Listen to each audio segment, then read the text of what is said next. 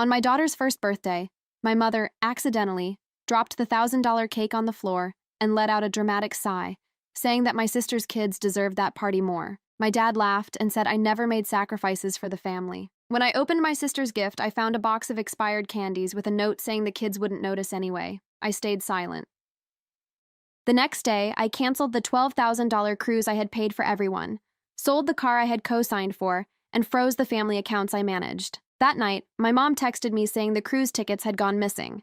I just replied, maybe the golden daughter can buy new ones. The next morning, I woke up before sunrise and made coffee in silence. My husband was still asleep. I opened my laptop, logged into the cruise company's site, and canceled all $12,000 worth of tickets I had bought for everyone. For my parents, my sister, her husband, her kids. The ones they'd been bragging about for weeks.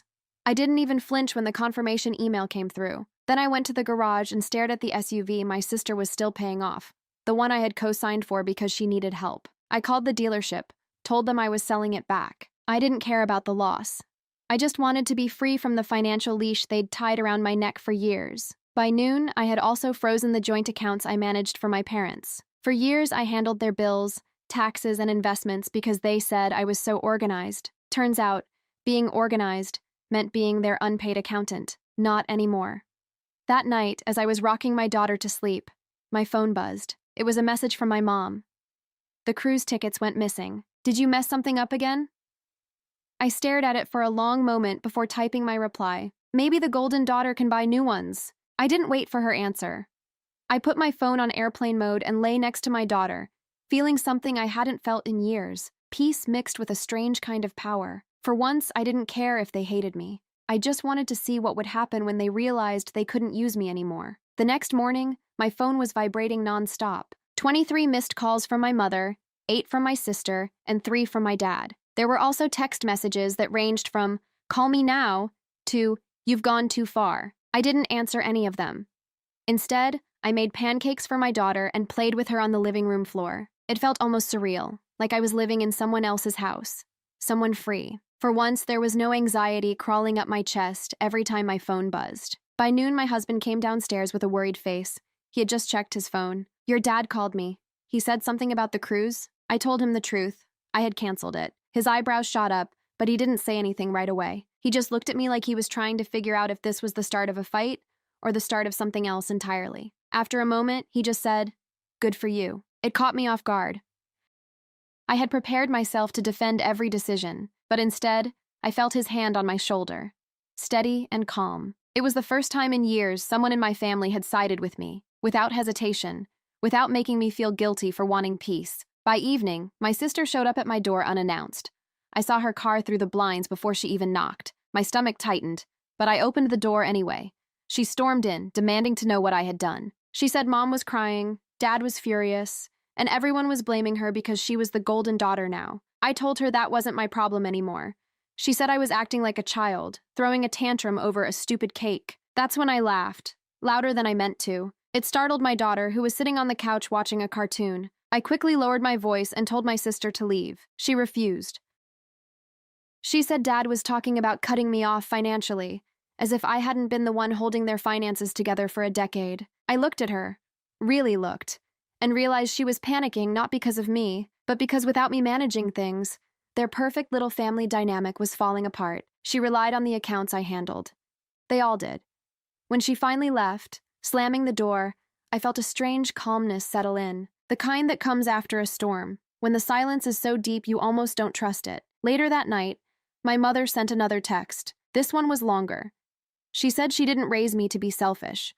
That family means forgiveness, and that I should be the bigger person. For years, that line had worked on me. It had made me pay their debts, fix their mistakes, host their holidays, and keep my mouth shut every time they humiliated me. But this time, I just stared at the message and thought about how much they had taken. My time, my savings, my confidence. I didn't respond. The next morning, I got an email from my dad's accountant asking for access to the family portfolio I managed. I ignored it. 2 hours later, my mom called again.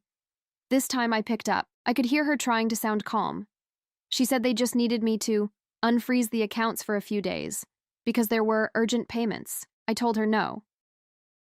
She said I was being cruel, that I didn't understand how hard it was for them, that they always treated me fairly. I let her talk until she ran out of words. Then I said something I'd never dared to say before. You didn't treat me fairly. You treated me like your backup plan. There was silence on the other end. Then she hung up. I didn't cry. I didn't even feel angry anymore. I just sat there staring at my daughter crawling toward me, thinking about how much I wanted her to grow up, knowing that love isn't supposed to feel like debt. That night, I got a message from my dad. We need to talk. Face to face. I didn't answer right away.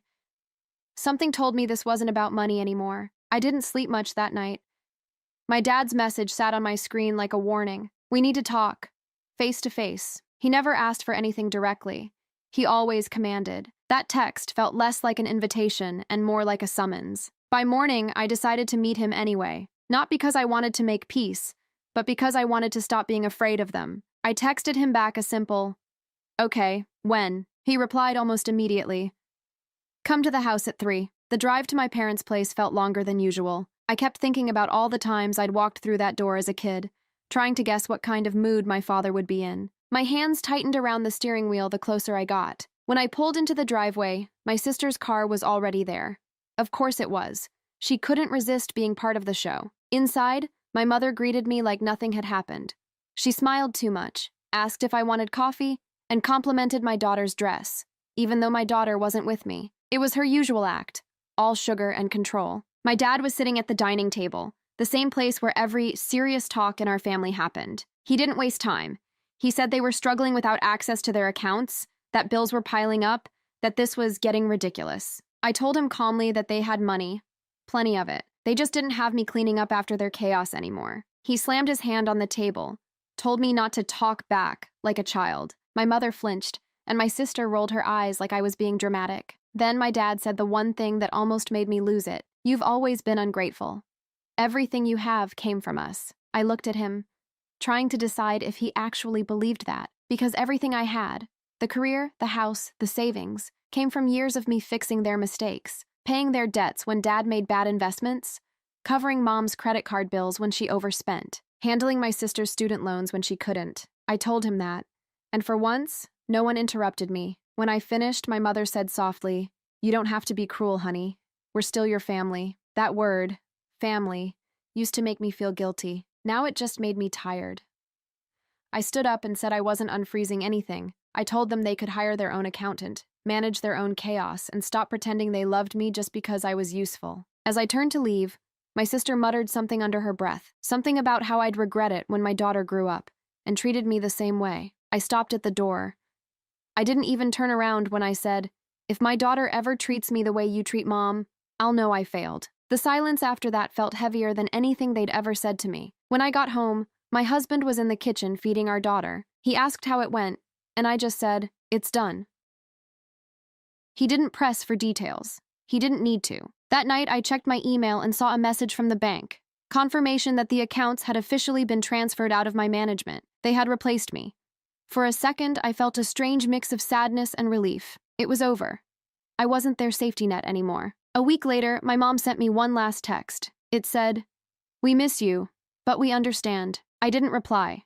I didn't delete it either. I just let it sit there, a reminder of everything I'd survived. That night, as I tucked my daughter in, I whispered a promise to her, that she'd grow up in a home where birthdays were happy, where people didn't use love as a weapon, and where she'd never have to earn her place in the family. A month passed before I heard from any of them again. It was almost peaceful. No phone calls, no guilt trips, no sudden family emergencies that always ended with me paying for something. I started sleeping better.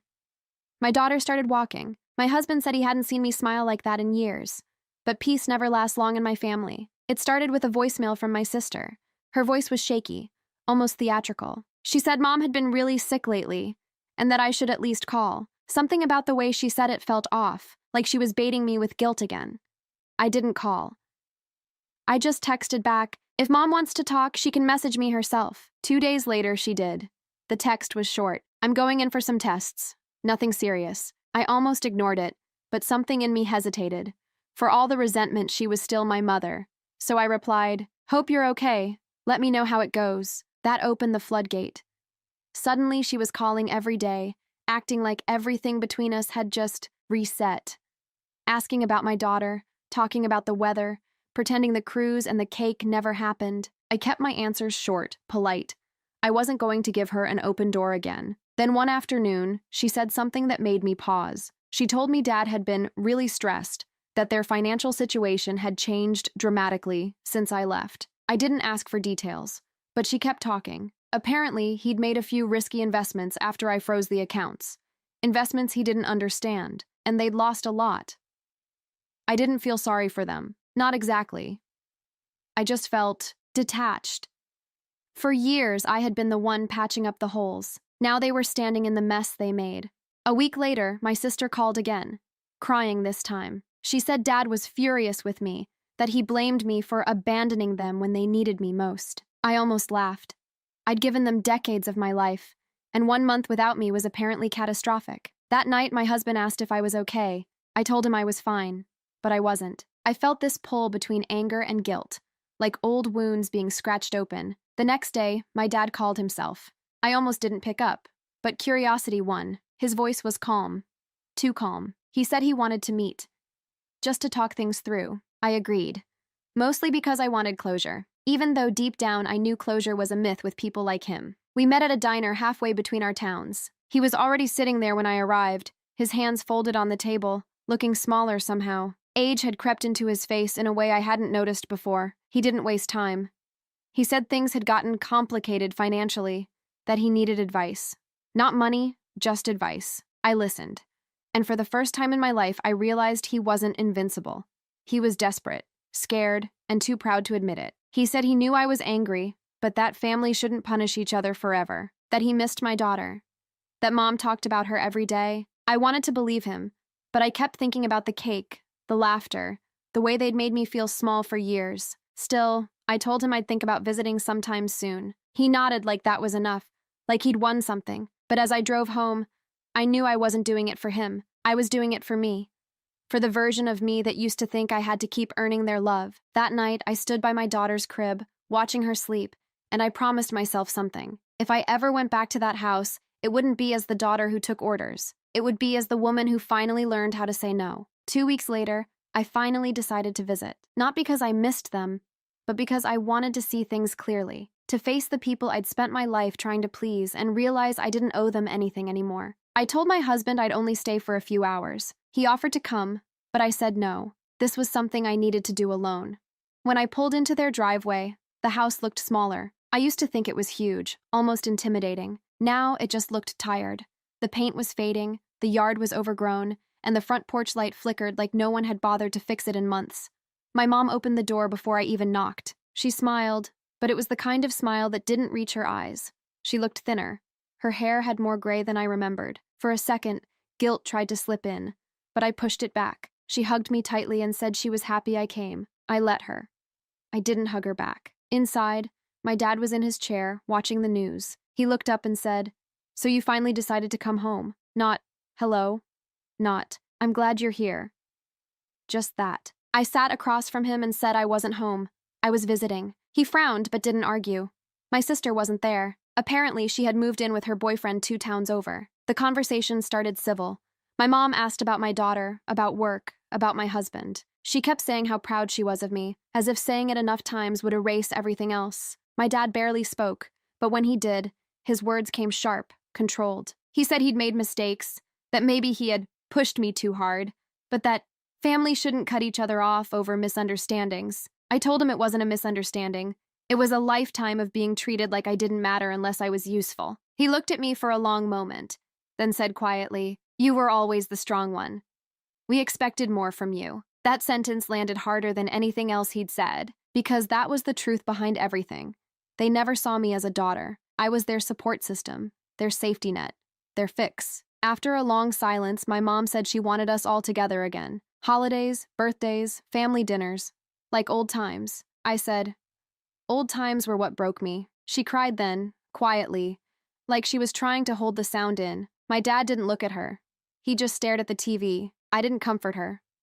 I couldn't. Not anymore. Before I left, I walked past the kitchen and noticed something that stopped me cold. The same kind of expensive cake box I'd bought for my daughter's birthday sitting on the counter. It had my sister's name on it, written in gold letters. My mom saw me looking and quickly said, It's for the twins' school event. I didn't say anything. I didn't need to. It told me everything I needed to know. They hadn't changed. Not really. They just missed the convenience of having me around. I said goodbye, got in my car, and didn't look back. On the drive home, I felt lighter, even though a small part of me still hurt. Family is complicated like that. You can cut the ties, but the scars stay. When I got home, my husband was playing with our daughter in the backyard. She laughed when she saw me, reaching out with frosting still on her fingers from a cupcake he'd given her. I picked her up and realized that for the first time in my life, this was what family was supposed to feel like. Safe, warm, uncomplicated. That night, as I tucked her into bed, my phone buzzed again. A message from my mother. "We're having dinner Sunday. You should come." I typed slowly, "I can't. But thank you for the invitation." Then I blocked her number. Not out of anger, but out of peace, because for the first time, I didn't need their approval to feel whole. Blocking my mother's number felt final, but also quiet. The kind of quiet that made me realize how much of my life had been lived in reaction to them. Every choice, every yes, every apology. For the first few days, I kept checking my phone out of habit. No missed calls, no texts, no voicemails full of guilt and manipulation. It was strange, calming, unsettling. Then came the email. It was from my sister. Subject line: "You really went too far." She wrote that Mom hadn't been sleeping, that Dad had been humiliated after I froze the accounts, and that I was breaking the family apart. She said everyone was talking about me like I'd gone cold, that I didn't care about anyone but myself. For a minute, I just stared at it. My fingers hovered over the keyboard, ready to defend myself, but then I stopped. I didn't owe them another explanation, so I archived it. That afternoon, I took my daughter to the park. The air was crisp, and she kept running toward the swings, squealing every time I pushed her higher. Watching her, I felt something unclench inside me. I was finally building a life that wasn't built on guilt. Later that night, my husband found me on the couch, scrolling through old photos on my phone. Birthdays, holidays, family gatherings, all those moments that used to look happy in pictures, but never felt that way in person. He asked if I missed them. I told him I didn't miss them exactly. I missed the idea of them. The version of my parents I'd spent years trying to imagine existed, the one that never really did. He said quietly, "Maybe it's okay to let that version die." Something about that sentence settled deep in me. I nodded. Over the next few weeks, I noticed little changes. I stopped flinching every time my phone buzzed. I stopped replaying the past in my head, trying to rewrite it. I even started planning my daughter's next birthday. Something small this time. No expensive cake, no over-the-top decorations, just a few close friends, laughter, and a promise that no one would ruin it. A few days before the party, I got another message, this time from an unknown number. It was my father. The message was short. "Your mother isn't doing well. You should come." I didn't respond right away. I sat there, staring at the text, feeling torn between instinct and exhaustion. For years, every crisis had been a way to pull me back in. But what if this time it wasn't manipulation? What if it was real? I didn't sleep that night. In the morning, I called my mother's doctor, the one whose number I still had from years of managing her appointments. The receptionist said she'd been in for tests. Yes, but nothing life-threatening. Just stress, blood pressure, exhaustion. In other words, the same things she'd caused in me for decades. I didn't visit. I sent flowers instead. A simple note: "Get well soon. Take care of yourself." That afternoon, my sister called from a different number. She said Mom cried when the flowers arrived, that she kept saying, "At least she still cares." Maybe I did, but not in the way they wanted. I cared enough to wish them well, but not enough to let them hurt me again. That weekend, my daughter's birthday came. The day was bright, full of laughter and frosting and kids running around. I caught myself looking at the cake before we cut it, a small one this time, and I felt tears rise, but not from sadness, from gratitude. Because that day, no one dropped it. No one sighed dramatically. No one made me feel small. After everyone left, I sat alone on the porch, listening to my daughter's giggles from inside. My husband brought me a slice of cake, and I told him it was the best one I'd ever had. He smiled and said, "Maybe it's because no one else chose it for you." And I realized he was right. For the first time in my life, everything I had, peace, love, joy, was mine, chosen, earned, and protected. The following Monday, I woke up to a strange feeling, still peace, but with something heavier underneath, a kind of quiet awareness that the story with my family wasn't truly over. Not because I wanted them back, but because people like them rarely leave loose ends alone. I was right. Around noon, I got an email from a law office in Chicago. The subject line made my stomach drop. Notice of power of attorney transfer request. I opened it, and there it was. My parents had listed me as their financial proxy years ago, when I used to handle their accounts. Apparently, my father was trying to move that power to himself now, but the bank had flagged it since I was still technically listed as the manager of record. The lawyer said he just needed my digital signature to release it. My first thought was practical. Of course, they needed me for this. My second thought was more emotional. Even now, they couldn't clean up their mess without me. I forwarded the email to my husband and told him I'd take care of it later, but part of me hesitated to sign. Not because I wanted control, but because I knew what giving it back meant. It meant officially stepping out of their orbit. No more ties. No more reasons for them to contact me. That night, while my husband was putting our daughter to bed, I sat at my laptop and signed the release. It took less than a minute. Years of entanglement, gone with a click. I thought I'd feel relief. Instead, I felt grief. Not for them. For the version of me that used to think I could fix it all if I just worked harder, loved harder, tried harder. A week passed with no word from anyone. Then my sister posted a photo online. Her kids at a fancy restaurant, my parents sitting beside them, smiling, pretending everything was perfect. The caption said, "Family means everything." I didn't comment. I didn't even feel angry, just detached. I realized they were already rewriting the story, turning me into the distant one, the cold one, the daughter who changed. And for the first time, I didn't care, because I had changed. That Friday, I took my daughter to visit my husband's parents. They welcomed us with warmth that still felt new to me. No competition, no guilt, no quiet digs disguised as jokes. His mother handed me a slice of pie and said, "You look lighter these days." I told her I finally understood what family was supposed to feel like. She smiled and said, "Then hold on to that." Later that night, when I was driving home, my daughter fell asleep in the back seat. Streetlights flickered across her face, and I thought about how different her childhood would be from mine. No manipulation, no guilt trips, no pretending everything was fine when it wasn't. When I parked in the driveway, I didn't rush to carry her inside. I just sat there watching her sleep, realizing that peace isn't loud or dramatic. It's quiet, steady, almost fragile. The next morning, I deleted every old contact I had for my parents and sister. Every number, every email, every trace of obligation. I even closed the shared Dropbox folder we'd used for family files. It felt symbolic, like sealing a chapter that had gone on too long. Weeks passed. My mother never texted again. My sister posted filtered smiles and captions about new beginnings. My father stayed silent. One evening, my husband asked if I thought I'd ever speak to them again. I told him maybe someday, but not until they learned what love without control looks like. He said softly, "And if they never do?" I looked at my daughter, coloring on the floor, humming to herself, and said, "Then I'll still be okay." Because finally, I was. Spring came quietly that year. The trees around our neighborhood bloomed early, and my daughter had started to say short sentences, half words really, but enough to make my heart stop every time she called me mommy, with that soft certainty, as if she'd known it her whole life. One afternoon, I got a letter in the mail. Not an email, not a text, a real letter. My name handwritten on the envelope, the kind of neat cursive only my mother used. I almost didn't open it. Part of me wanted to toss it straight into the trash, but curiosity won. Inside, the letter was short. She said she'd been thinking about me every day, that she understood now why I needed distance, that she and Dad were trying to change. There was a photo folded inside. My parents sitting on a park bench. They looked older, smaller somehow. Underneath, she'd written, "We're proud of you. Please don't forget where you came from." I stared at those words for a long time. Don't forget where you came from. That sentence used to control me. It used to mean don't outgrow us, don't make us uncomfortable, don't be different. But now it sounded like something else. A reminder, maybe, but one I could choose to carry differently. I didn't write back. I didn't need to, but I didn't throw it away either. I just tucked it into a box with my daughter's hospital bracelet, her first pair of shoes, and a few photos that still meant something. Life moved on.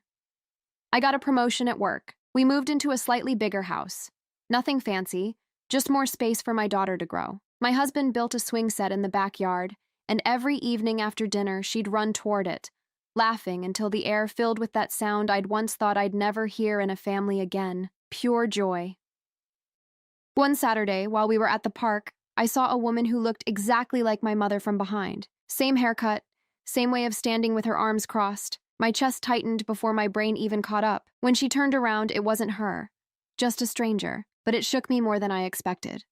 That night, after putting my daughter to bed, I sat outside with a cup of tea and realized that even though I'd cut them off, part of them would always live in me, in how I reacted to things, in how I caught myself overthinking every word, in how I sometimes apologized just to keep the peace. Healing wasn't a straight line. It was quiet, repetitive work, saying no when guilt whispered yes, breathing through the discomfort of peace. A few weeks later, my sister emailed me again. This time it wasn't anger. It was something closer to confession. She said things between her and our parents had gotten worse. Dad had become distant, Mom unpredictable. She wrote, "I think I understand now why you left. For the first time in years, I didn't feel defensive. I just felt sad for her." I replied simply, "I hope you find peace too." She didn't answer, and that was okay. Months passed, and the distance stopped feeling like punishment. It started feeling like a boundary that had finally settled in the right place. On my daughter's 3rd birthday, I baked the cake myself. It wasn't perfect. The frosting was uneven, and I accidentally used the wrong size pan. But when we lit the candles, she clapped and said, "Mama, cake pretty." And I believed her. As everyone sang, I caught myself thinking about the $1,000 cake my mother dropped 2 years earlier, the one that started everything. For so long, I thought that day had destroyed something in me, but maybe it had also freed me.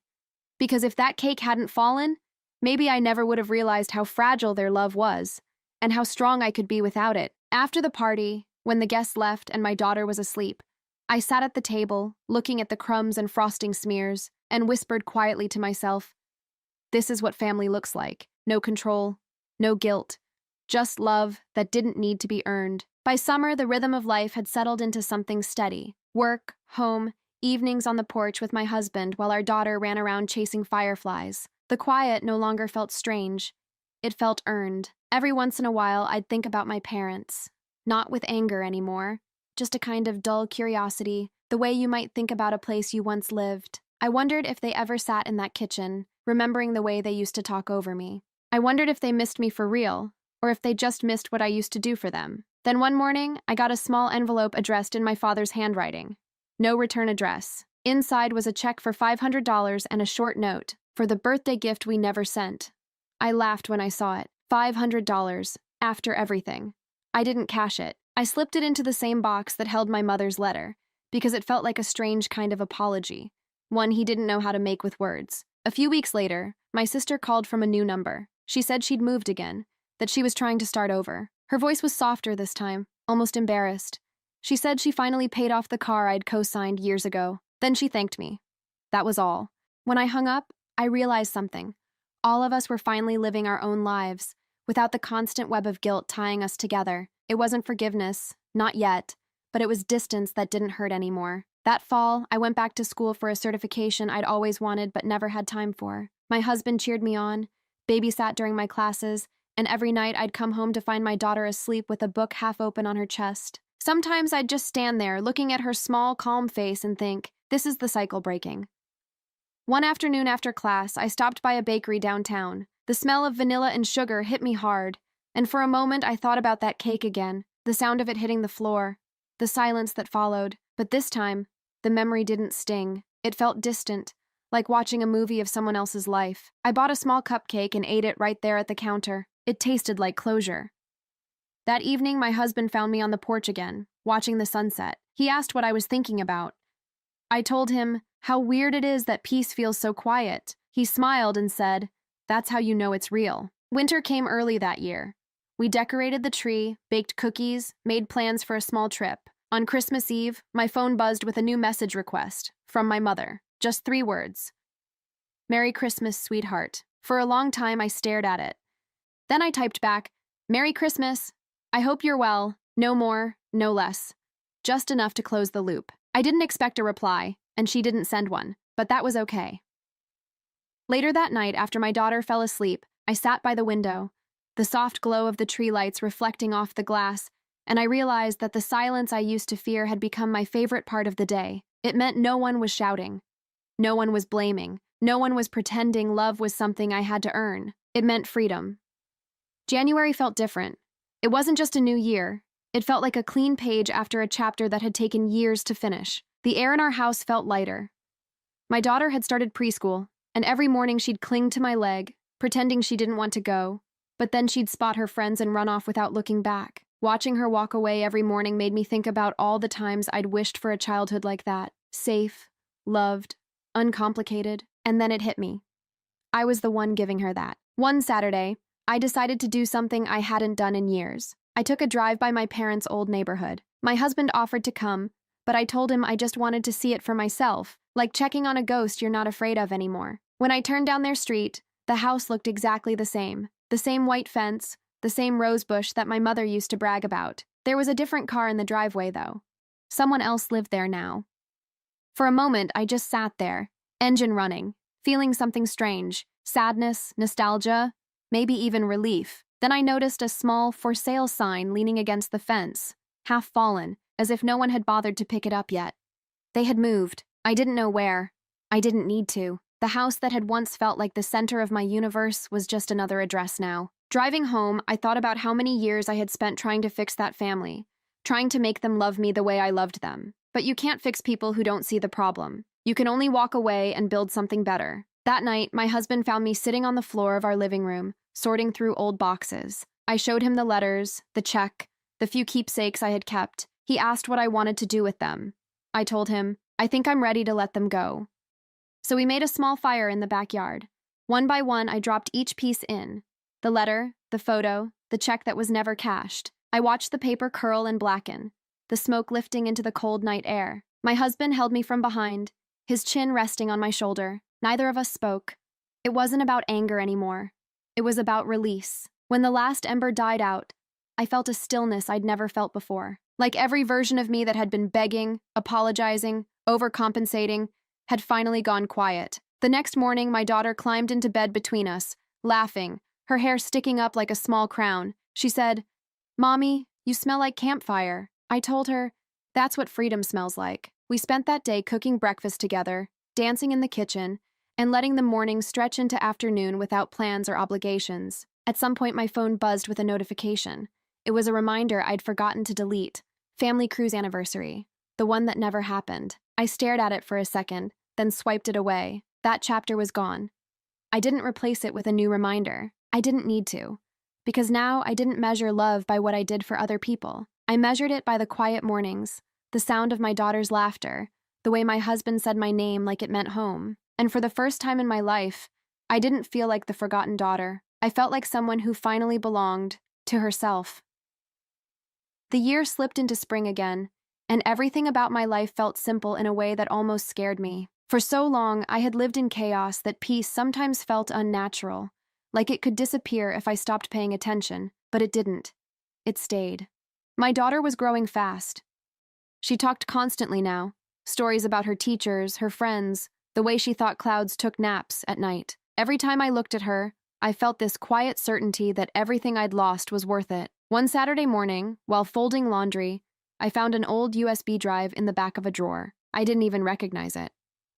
Out of curiosity, I plugged it into my laptop. It was full of scanned documents, old financial statements, family photos, tax forms, stuff from when I used to manage everything for my parents. I hovered over the delete button for a while. Then, instead of deleting it, I opened one folder labeled Family Budget 2017. The spreadsheets, the notes, the endless lists.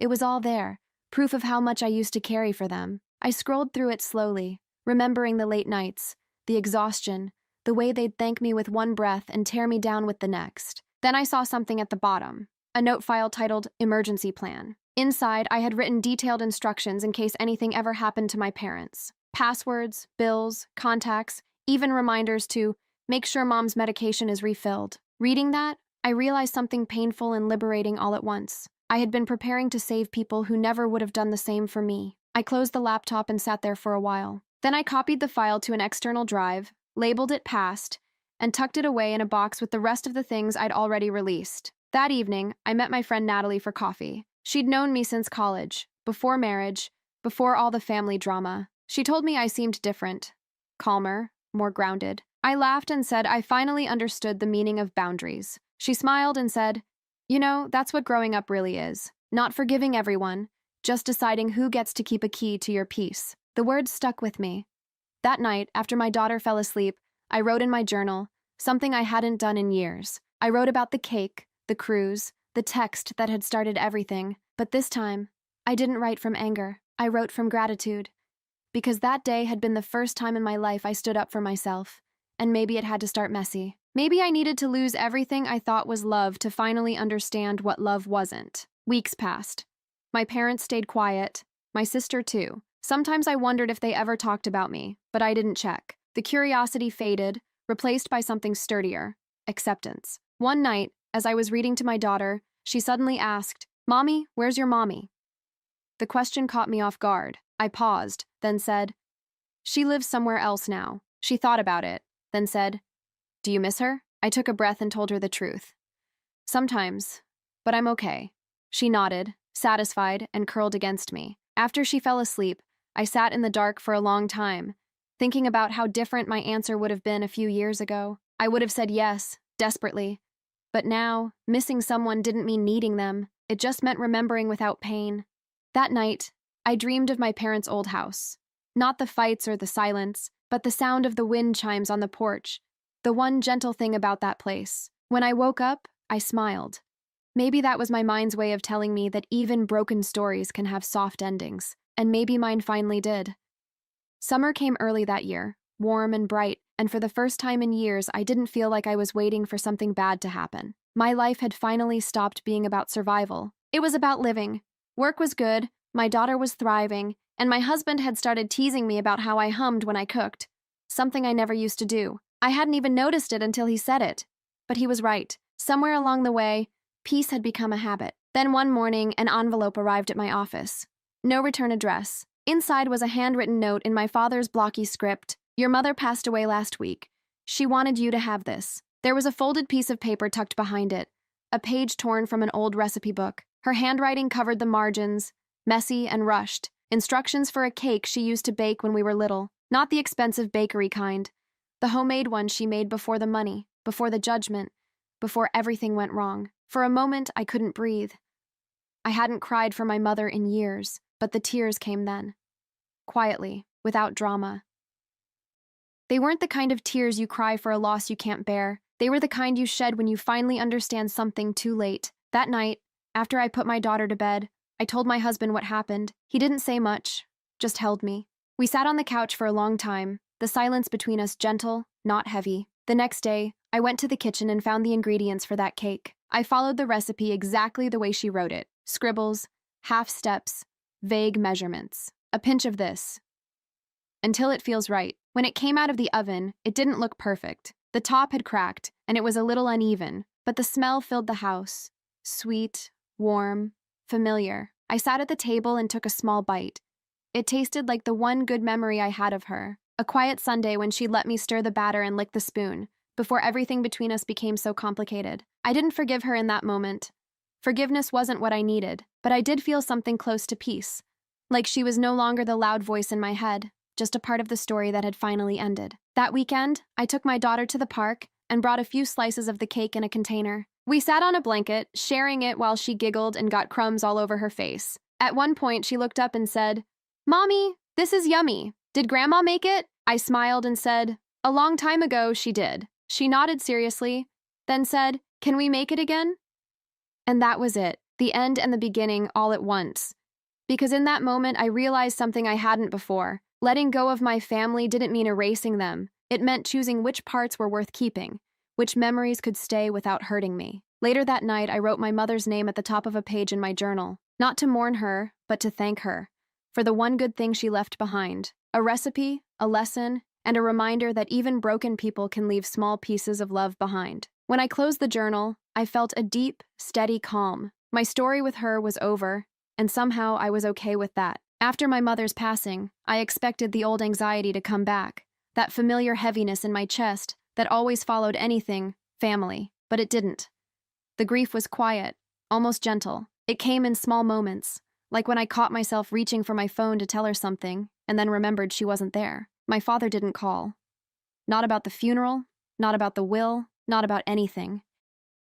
For a while, I wondered if he blamed me for not being there, or if maybe he was just too proud to reach out. Either way, I didn't chase him. 2 weeks later, a manila envelope arrived in the mail from a law office in Wisconsin. It was from the estate attorney. Inside were a few documents and a short note. Per your mother's wishes, the enclosed is to be delivered to you. Tucked inside was a photo. Me, about 10 years old, holding a birthday cake with uneven frosting and a single candle, smiling like nothing in the world could touch me. Behind me, Mom was half in frame, laughing. I didn't remember that day at all. There was also a small gold locket. Inside, a picture of me on one side, and on the other, a single word scratched in her handwriting: enough. I sat there staring at it for a long time. It was such a small thing, but it hit me harder than anything she'd ever said when she was alive. Maybe she had finally understood what I had been trying to prove my whole life, that I was enough. That night, I told my husband about it. He suggested I keep the locket somewhere special, but I didn't. I put it in my dresser drawer next to my wedding ring box, not as a shrine, but as a reminder, a quiet acknowledgement of what had been, and what no longer needed to be fixed. Weeks passed. Life moved on, as it always does. My father still hadn't reached out. My sister sent one short message: "I hope you're okay. Dad isn't doing great." I replied, "I hope he finds peace." Nothing more. Sometimes I caught myself wondering if I should call him, but every time I thought about it, I remembered the way he'd laughed when my mother dropped the cake, the way he'd told me I'd never sacrificed enough, and I realized I had already said everything that mattered by walking away.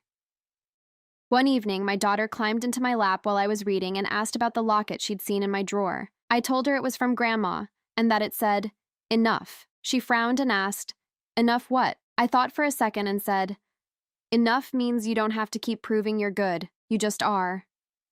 She smiled, then ran off to show her toy bear how to be enough too. That night, after she fell asleep, I sat by her bed for a while, listening to her soft breathing. I thought about how much time I had spent chasing approval that was never mine to earn. And now, sitting there in the dark, I realized how full my life was, not because someone finally gave me love, but because I learned to stop begging for it. A week later, I got a letter from my father, just one sentence. "I hope one day you can forgive me." I didn't write back, but I whispered to the empty room, "I already have. I just can't forget." That was the difference. Forgiveness didn't mean letting him back in. It meant I could think of him without feeling that sharp twist of pain. Months went by, and I noticed something. I stopped measuring time by their absence. Birthdays, holidays, milestones, they belonged to me now. The following spring, I wore my mother's locket for the first time. Not because I missed her, but because I was ready to carry her memory without the weight of what came with it. When my daughter noticed it, she said, "It's pretty." And for the first time I said, "It is. Not heavy, not complicated, just enough." The year after my mother died, everything slowed down. No more surprises in the mail, no more late-night messages from my sister, just life, quiet and steady.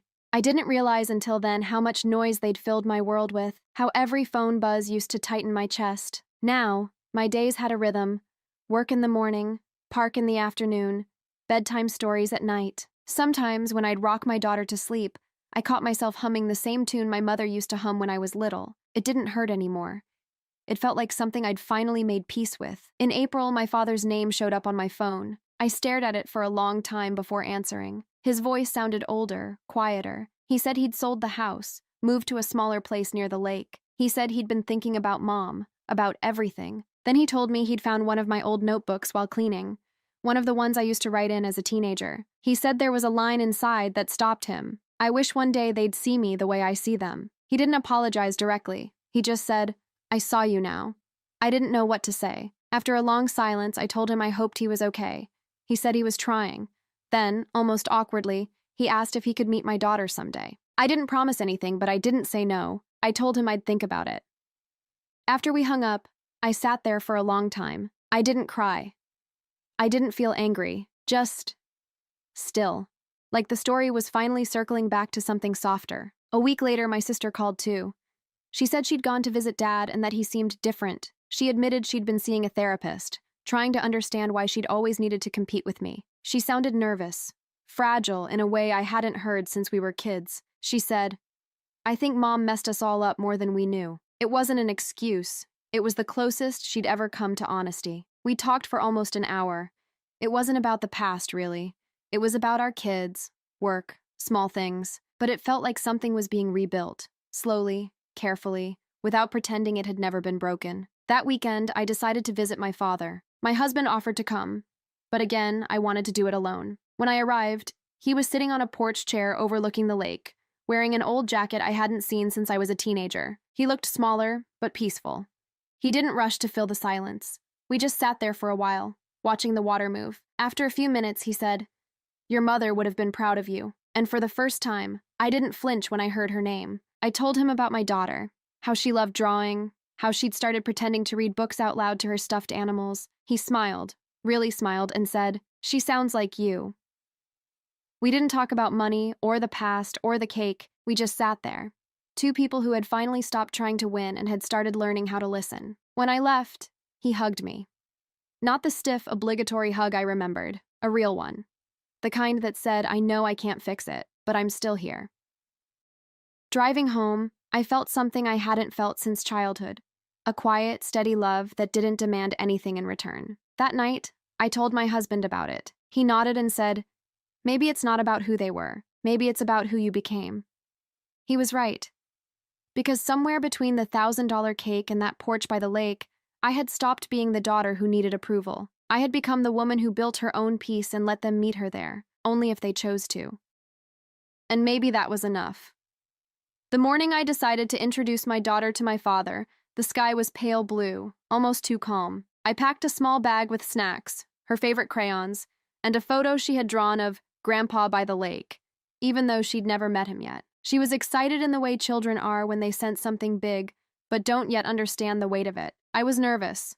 Not the old kind of nervous, the survival kind, but something softer, more human. The kind that comes when you're about to close a story that's taken most of your life to tell. When we arrived, Dad was waiting on the porch. He stood up slowly, almost shyly, as if unsure whether to wave or wait. My daughter ran to me, hiding halfway behind my leg. I introduced them gently, and he crouched down with effort, smiling at her. He said, "Hi, sweetheart. I'm your grandpa." She looked at him for a long second, then handed him the crayon drawing she'd made. "That's you," she said seriously. "You're near the water."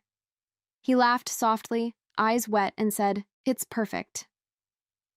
The three of us sat by the lake for a while. My daughter played with pebbles, tossing them into the water and clapping at each splash. My father told me he'd been volunteering at a local community center, helping kids with math homework. He said it made him think of when I used to sit at the kitchen table doing my homework, and how he never realized how hard I was trying to get everything right. He didn't use the word sorry, but he didn't have to. I could hear it in his voice. At one point, he turned to me and said, "I wish I'd known how to love you better." It was quiet when he said it. No music, no dramatic pause, just the truth, laid bare between us. I nodded because there was nothing to fix anymore. The apology had come too late for the past, but just in time for what little future we had left together. As the sun began to set, I watched my daughter hold his hand as they walked toward the edge of the dock. Something about the sight made my throat tighten, not because I was sad, but because it felt like something had come full circle. When we said goodbye, my father hugged me again. His voice was unsteady when he said, "Thank you for bringing her."